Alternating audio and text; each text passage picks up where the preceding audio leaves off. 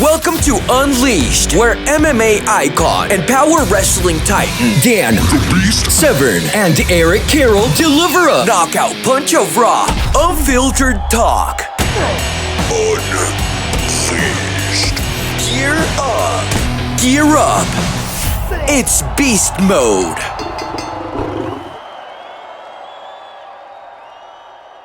Okay, but Audrey, Dan Severn here. Hello. So again, we share definitely the same love of amateur wrestling. That was my first real sport that I ever got involved into. But you're at a whole different generation. But then also, very very few women would ever think of going into a sport like wrestling. Mm-hmm. Why? Who in the family? Who in the family influenced you, or was it friends? Mm-hmm. Well, my dad's second cousin, he opened up a jiu-jitsu gym, 10th Planet, like in our area, and he was inviting everybody to try it out. So my dad talked me into it. And honestly, before, I never even heard about wrestling or jiu-jitsu or any combat, anything. So at first, it was a little weird, but I remember I did jiu-jitsu for a little bit, and my Theo, which is my dad's second cousin, he was just implementing takedowns that I could use in jiu-jitsu.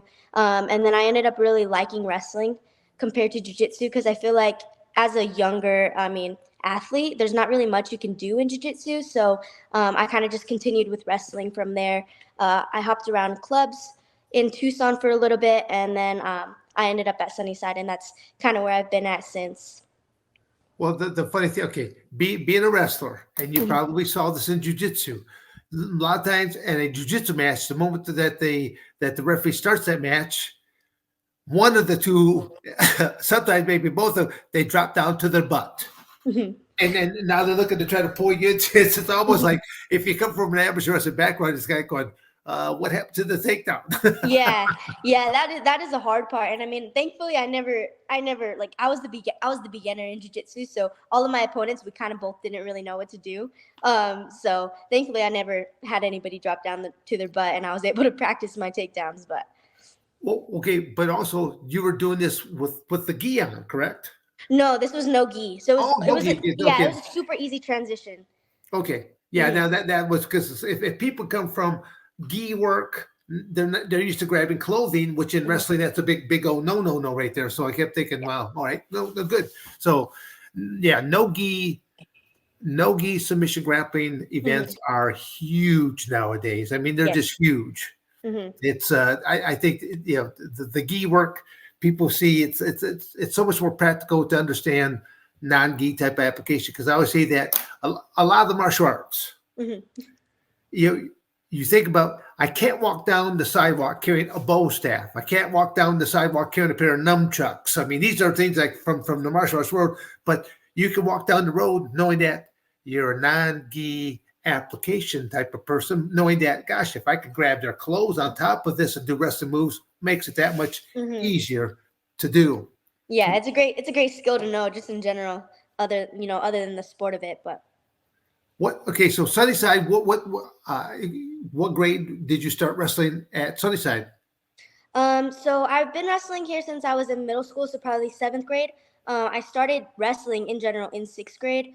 So then it didn't really take me too long to end up at Sunnyside, but I've been at Sunnyside since 7th grade in middle school, and then from there they would let us practice with the high schoolers and stuff. So I've kind of always been a part of I guess the high school program and stuff.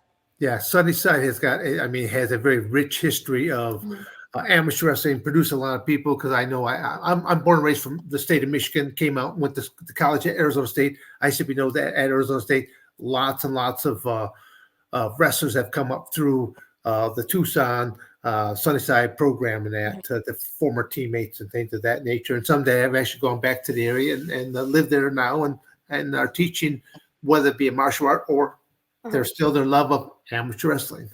So, from a coaching perspective, what is your favorite takedown? Definitely a swing single. I feel like that's my go-to in every single match, and it's super easy. So you can get it from a lot of different positions. Okay, what is your normal setup? Because again, knowing the technique is one thing, but it's always, what is the setup? Honestly, I feel like I'm more of like an open wrestler, so it's got to be like a misdirection or maybe like a fake single. Okay, yeah, I feel yeah, like that's the go-to.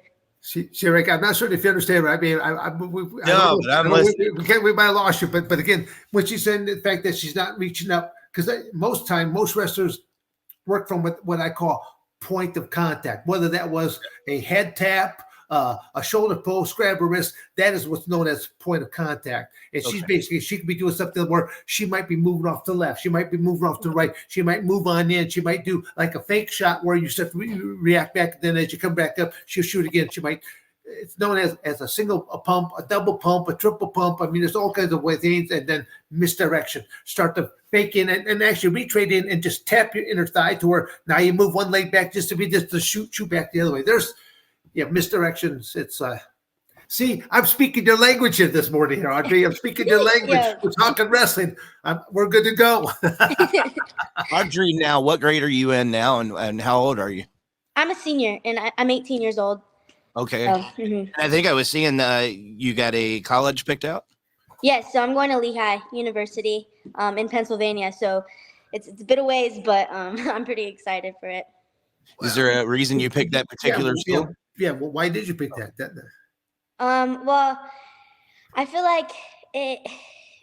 I'm not too sure. There was a lot of colleges that I went to go check out, especially colleges with programs already. So obviously there's a bunch of D2, D3 programs, colleges that have programs. And I visited those schools, and I mean, they're great schools, but I'm really trying to balance my education as well as like my wrestling, because my coach is always on me about, wrestling won't be there forever. So make sure you really set yourself up for your future outside of it. And I mean, Lehigh's a great school. I was also considering Columbia. So that was pretty difficult for me, having to turn down an Ivy League. But at Lehigh, I would be able to get, the best education as well as a really great program. And they're building up a program. So hopefully within the next couple years, there's going to be D1 wrestling at Lehigh. But as of right now, it's just like a club sport. But they do have a really great RTC and great partners, great coaches, great facility over there. So, that's the place I'll be able to balance both my education and wrestling. I'm curious, what are you looking to pursue education-wise? I'm thinking engineering. I'm not too sure, maybe civil or biomed. They're opposite sides of the spectrum, but definitely engineering, I think. And Lehigh's a great school for that. So Yeah. No, I've had some great friends that were on the wrestling team at that Lehigh. So again, that you're going to a great college. That's fantastic. I'm actually kind of blown away about how focused and you are and pursuing your looking for this type of degree, because most people 17, 18 years of age when you graduate don't have a clue as to what they're doing. I mean, I'll give you like a little bit of my story. My story is I have 7 other brothers and sisters. I'm second on the totem pole. So by my sophomore year, colleges were starting to talk to an older brother and I. They thought for whatever reason we were a set of twins. And so they're like, if you keep up good work, there's a chance to get some scholarship money. I'm thinking, wow. Because at first my thought was, okay, upon high school graduation, I'm gonna probably go into the military, because I know of other brothers on the wrestling team. They had older siblings that they did on high school graduation. They went into military, came out, and then went to college under GI Bill. So that was option number one. But by sophomore year, college coaches are starting to talk to that, going, wow, we have option number 2 here right now. Let's look at option number 2 here. So, because I mean, it was Vietnam War, so that was still kind of going on, and I'm thinking, do I really want to go to war? No, not really. Yeah, I totally get you. I was even interested in the WCAP, which is I think it's World Class Athlete Program. So if I went into the Army, I would be able to continue wrestling. But I mean, I'm not big on politics or war or anything, so I didn't want to chance it. But I see where you're coming from. No. It's again, I really liked you're focused, and it looks like you really know where direction you want to head, especially like an engineering program. Wow, and there's so many different facets of engineering that you can go into. Yeah, to get to where you are, you got to have serious dedication and discipline. I'm just curious, where did you get that from? I just feel like I've been blessed with great mentors. So everybody that's come into my life, I've been able to, learn something from them.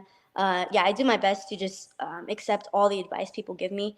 And, you know, like I said, I've had great coaches, my parents, and they always feed me great, great knowledge and stuff. So they've always helped me with my mindset, or just, the little habits I should, keep practicing in order to be the best version of myself. I got to say, brothers and sisters. I do have an older sister. She's 23 years old. So yeah, even she's been a great, role model for me, going forward. I've learned from her mistakes and, just try to figure things out. Yeah, no, I totally agree. Yeah, to me, it's like she was the first one that's leaving the nest, and then you try to with each younger sibling, hopefully that things work out better and better. So no, it was fantastic. No. So I got to admit, Audrey, I didn't know who you were until I'd heard you was on the podcast. I read up on you. I went to your Instagram. And I was watching one of your latest videos, and I saw you throwing this guy around the mat. I was like, so you are wrestling men as well? Well, yes and no. So that state match was probably my last match wrestling boys. I feel like as you get older, of course, it's probably not it's not too smart to be wrestling boys. The strength level, I feel like it was only reasonable for me to wrestle boys in high school because I was a 106 pounder. So I'm super small. And I mean, at that point, I still have maybe sometimes more strength than the kids, just, give or take. But yeah, I feel like that was my last match. Anytime I wrestle like nationally, or, I'm trying out for world team, Olympic team, whatever that may be, I'm wrestling girls. Yeah. So it was just in high school and my childhood when I was wrestling boys. But even for that to be high school, Dan, what type of, strength and knowledge does it take for her to be able to do something like that? No, in high school, again, that's where when you look in junior high, that's when people are going through the puberty, stuff like that. So things start to transition in that junior high era is when things are starting to just take place, when voices start to drop for males and muscle testosterone levels start to kick on in. And it just, depending on what you do as to what does that increase level to. So I mean, I like for myself, my freshman year going into the high school, they didn't have a weight room. They just had a what's called a universal weightlifting machine. So it's basically one of these machines that was like built like a square box. It had 4 sides, 4 stations, and I mean, I lived on that machine is what I did. But then also, Audrey, my background is like I grew up on a farm. So hard work on a farm was, standard to feed all the chickens, pigs, ducks, geese, cows, milk Peggy the milk cow, all that kind of stuff. But then you had to do all your chores before you got taken care of. You had to do this all before you can catch the bus or drive to school. So it just, I always tell people that those kind of traits help make me that much more organized, being in high school and, just things of that nature. I mean, literally even my last 2 years of high school, I actually lived out of a planner because I was going to wrestling camps, wrestling clinics, and all these various tournaments. Is like, I had to be organized. Yeah. So, I mean, did you share some of that same stuff? Yeah, I feel like most of that has, I guess maybe just come natural for me. My mom is a super organized person, so maybe I picked it up from her. I do wish I grew up on a farm because I love animals. I grew up on an acre of land, so we do have a couple pigs, and, a lot of animals. But no, I think I just picked it up from my mom, my time management skills and stuff, or just learned it over time. Awesome. Any plan on trying to go to the Olympics? Yes. So Olympic trials are next month, actually in a little bit less than 4 weeks now. So I'll compete on April 19th with the challenge tournament. And then April 20th, I'll wrestle in the best out of 3 against Sarah Hildenbrandt. So, considering I win all those matches, then I'll make the Olympic team. So now again, there is a big difference between folk style and freestyle. How long have you been doing freestyle? I would say about the same amount of time. So when I started wrestling, it was freestyle season. So I started learning a little bit of freestyle, and then folk style season would come along, and I'd switch up. Last year, I was actually doing both at the same time. So during high school season, I would go to a couple international tournaments. So I've gotten really good at transitioning. Now, I mean, freestyle, that's the only style I'll be doing, I guess. Yep. Yeah, in a couple of years. that's where a lot of people always wonder why doesn't the United States do better at the Olympic Games? And I always tell them, I said it's a simple answer. They do two different styles. Mm-hmm. For the first 18 years of their life, they do folk style. Mm-hmm. And they can, again, that's during the winter months, but then during that spring, summer, and a little bit part of the fall, they could jump into combination freestyle, Greco. But then, by the time they hit out of college, if they go to college first, it'll be another 4 or 5 years if they redshirt a year. That then they when they finally graduate out of college, they realize folk style is done if you want to represent your country. Mm-hmm. Because now if you want to make world teams, World Cup teams, Olympic teams, you have to be freestyle Greco. That's why overall the United States doesn't do quite as well in those sports.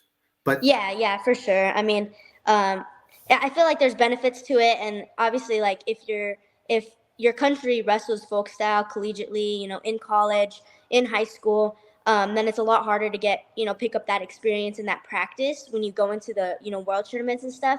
But then you also have like these guys at Penn State that are pretty much taking over the whole men's world team. And, they're pretty much dominating, but they did folk style in college and in high school. So, I mean, if you can figure it out and use what you learned in folk style to also help you out in freestyle, I feel like it's a pretty good advantage, because then you have these different styles of wrestling that you can kind of connect and figure things out in different ways. yeah, whether it's both wrestling, but then also the same things apply right back to gi and non-gi type work there as well. So again, you always got to look at like you're moving into your collegiate portion of your career next, but then once those next 4 or 5 years are done, now you got to look at, well, what are you going to do from that point? You'll hopefully you'll have a great job opportunity, but maybe you'll be involved in, also be involved in a wrestling program, but you may also want to go right back into some of these submission grappling events, because again, they pay well. Yeah. So there's ways of making compensation for all the hard work that you put in. Did your coaches and stuff like that? Are you aware of like the new rule that came down just this year in the fall for like the in the NCAA that you can monetize on your credentials? No, I'm not aware of that. Well, I mean, it's something you may want to talk over with your high school coach, but then reach out to some other people for additional verification. But for example, like you're graduating senior, okay? I can say from Penn State here now, like Audrey, not only do we want to offer you a full scholarship, but we want to pay you $100,000 over the course of the next 4 or 5 years of if you're with our program, and that is legit.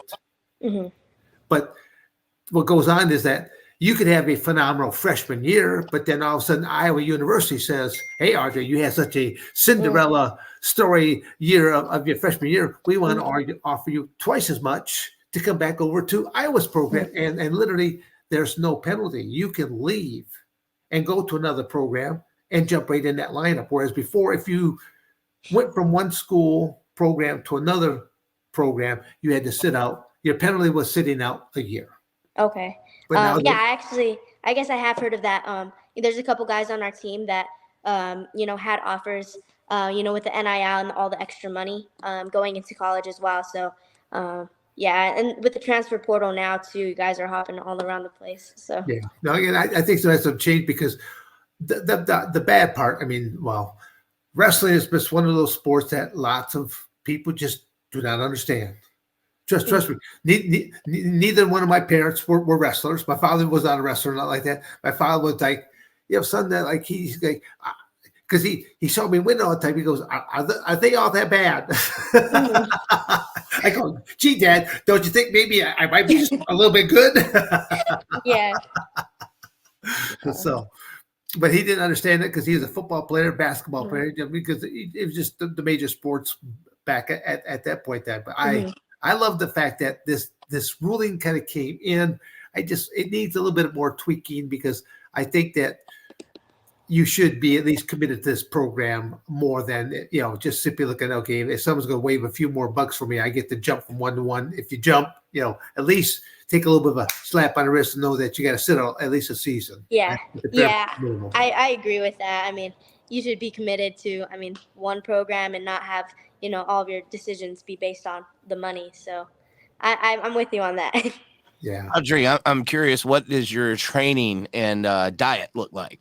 For my diet, I feel like I have a pretty balanced diet. I'm not all that into junk food. I love sweets though. So, I do eat whatever I want for the most part. I practice almost twice a day, almost every single day, except for maybe Saturday and Sunday. But, and then I'll probably lift one of those days. So about 3 workouts a day, on average. So how long of a training session are you looking at when you do that?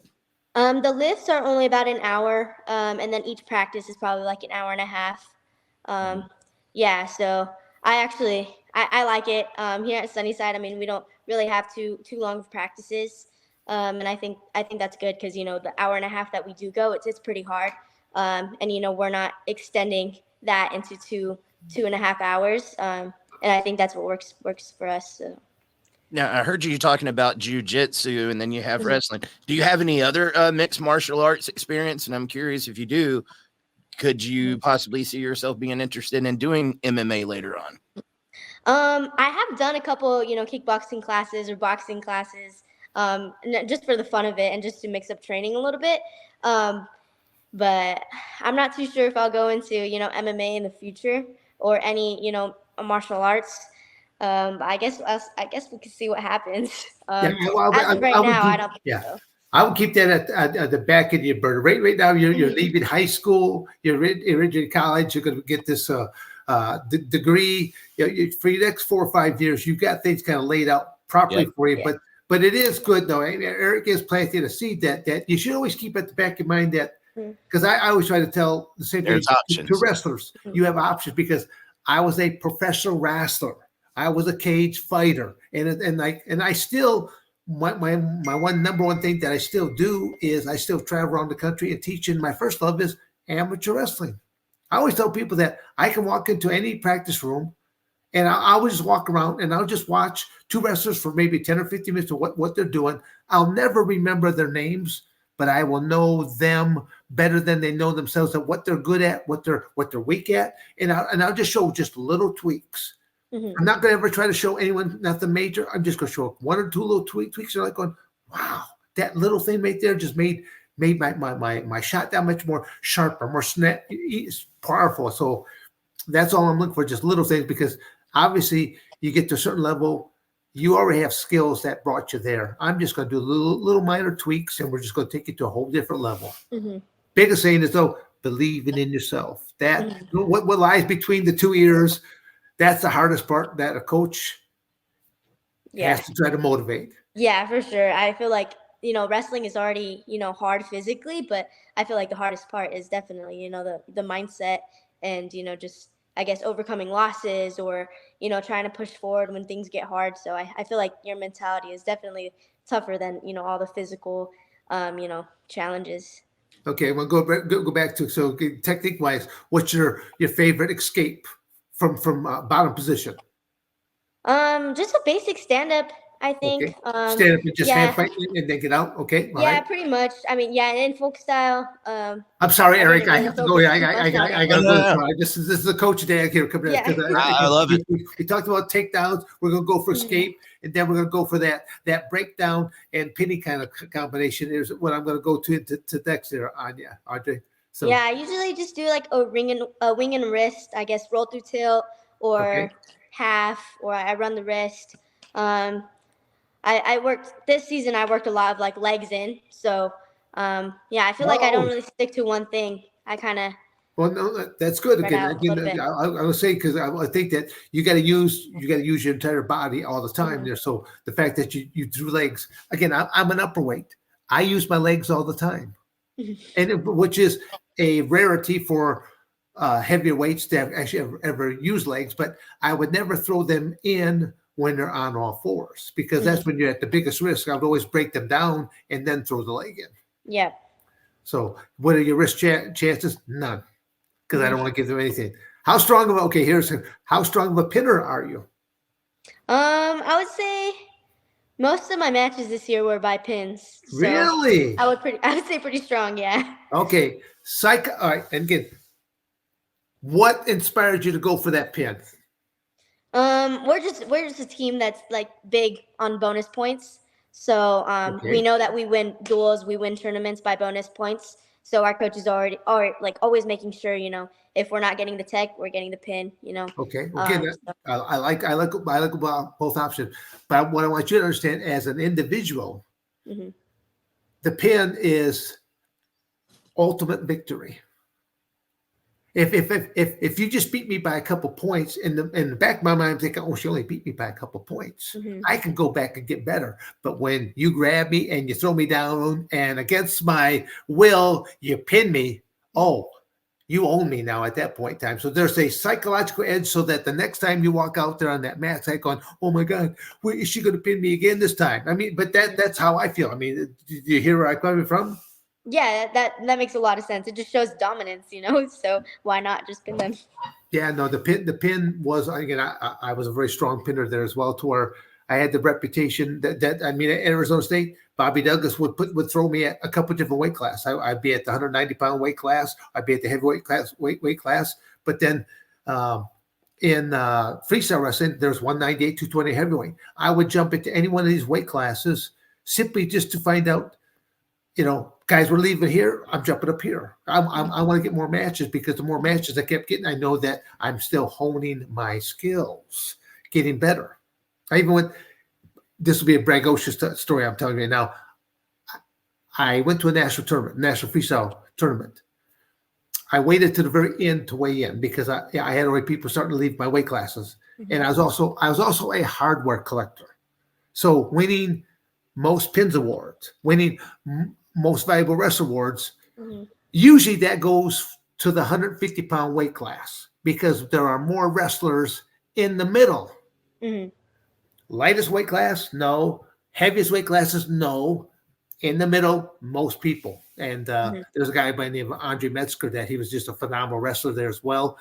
But he was always getting either the OW award, or he was walking away with the most pins award, because he'd have 8 to 10 matches in the course of that day, again, that freestyle type of a day. Mm-hmm. And then I would have maybe 4 to 5 guys, and I pin all 4 or 5 guys, and that's it. So. Mm-hmm.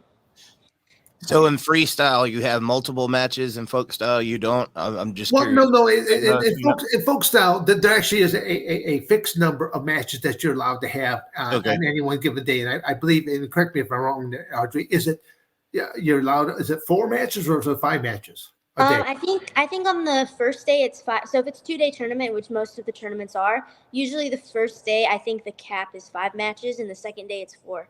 Yeah. Yeah, I just knew that. Yeah, it was one of those 2 right there, because they just didn't want. I don't know why they came up with that ruling, but it just came into place. So, gotcha. What's the biggest differences in the folk style and freestyle? I would say the biggest difference is like in folk style you have like top and bottom, referee's position, but in freestyle it's just parterre. So. I feel like that's the most difficult part. Like the takedowns, they can all stay the same, but in freestyle exposure, you get 2 points every single time you turn the guy to their back, even if it's just for a second. So every time they break 90, that's automatically 2 points. Okay. In folk style, you have to hold them there, for 3-5 seconds to get points. So you just have to be more aware. Like in freestyle, you can't scramble like you do in folk style, because every single time you expose your back, that's 2 points.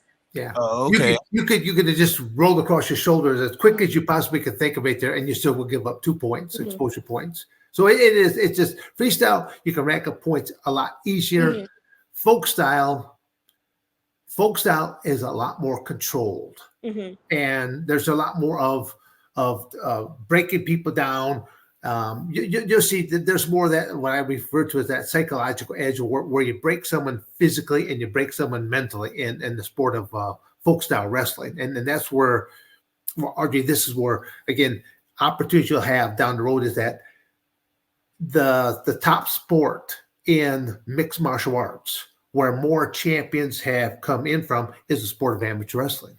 Mm-hmm. It was jiu-jitsu for a number of years in the beginning, because I was the first wrestler to ever hop in that sport. But since that, there's all kinds of wrestlers that have moved into it, that have done very, very well for themselves, because it's the work ethic that a wrestler has. I mean, you put in 3 workouts a day. So the fact that, okay, I'm gonna work on some striking, I'm gonna work on some submissions, I'm gonna hit some weights. It'll be a piece of cake for someone like you down the road, if that's something that you think about going into. So yeah, my coach, he bets on UFC fights all the time, and almost every single time he'll if the guy has a background in wrestling, he'll make sure he bets for them. So I mean, it says a lot, coming from wrestling.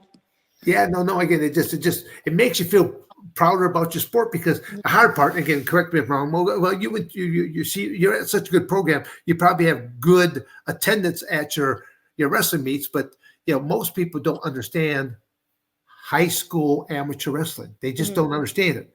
Like I said, my parents didn't understand it. My aunts, uncles, they're like, oh, they don't understand it, because it just wasn't something that they did.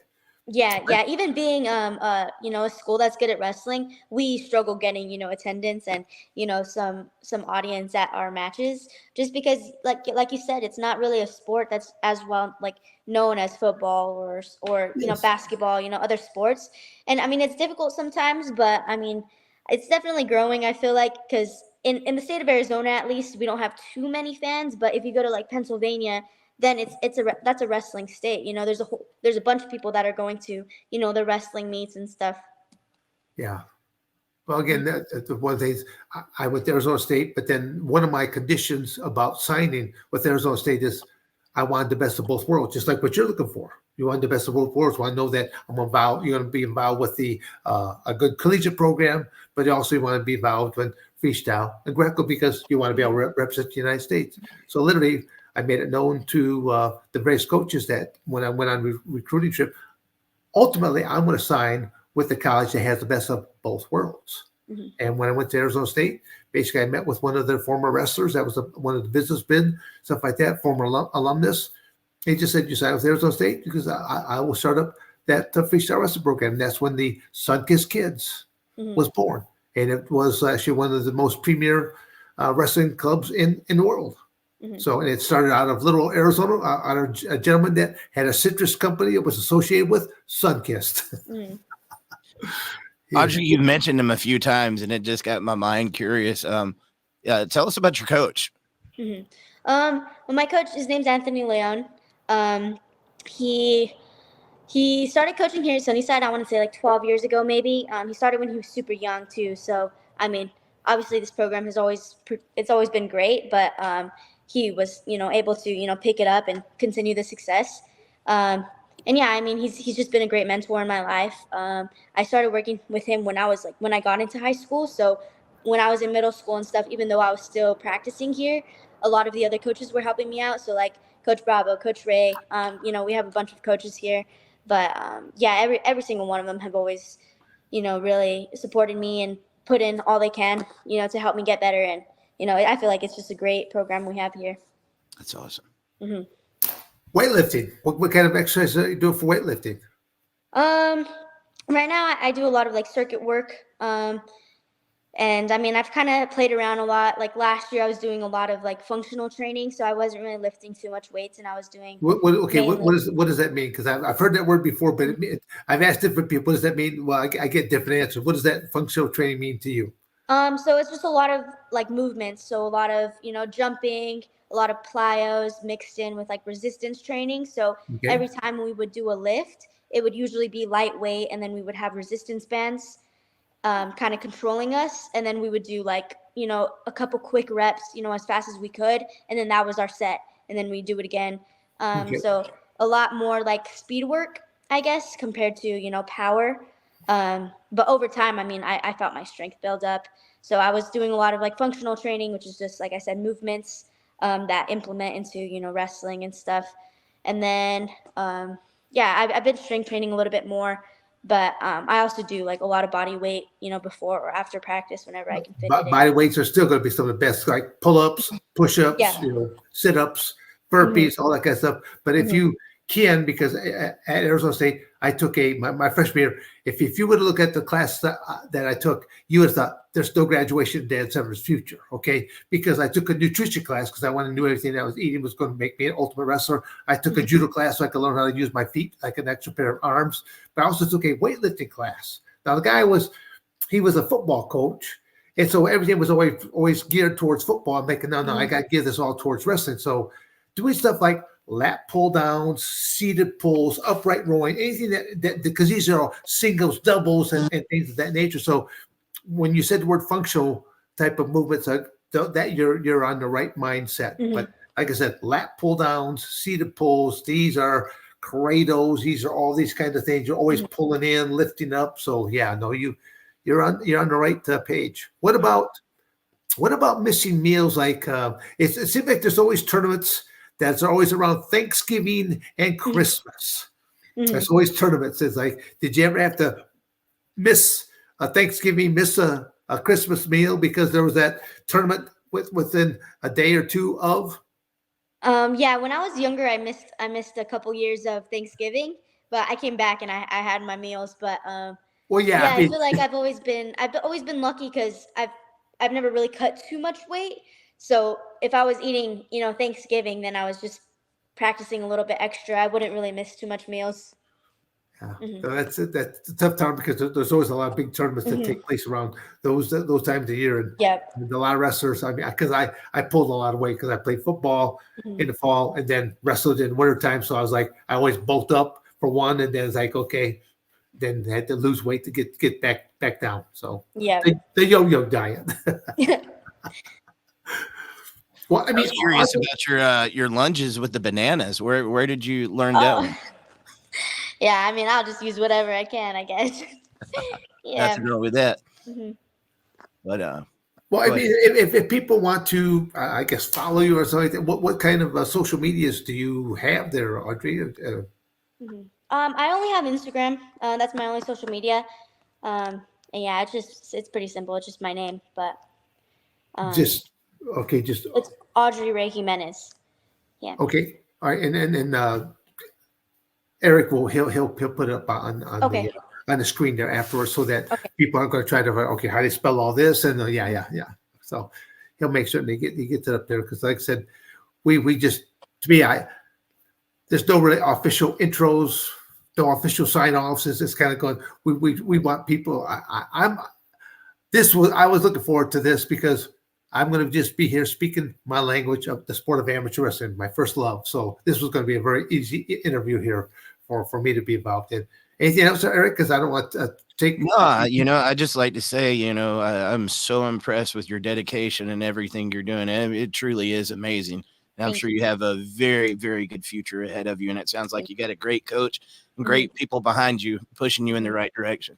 For sure. Yeah. Audrey, I'll simply just to play off that. Continue to take out that piece of paper and pencil and write down your goals and aspirations because you always need to have something there that you're going to be shooting for. So you sound like you really got your head screwed on right. And this was actually a very pleasurable type of an interview again because you're speaking from my language, the sport of amateur wrestling, but then all the great things that this could lead you to. So I wish you nothing but the best. Thank you so much.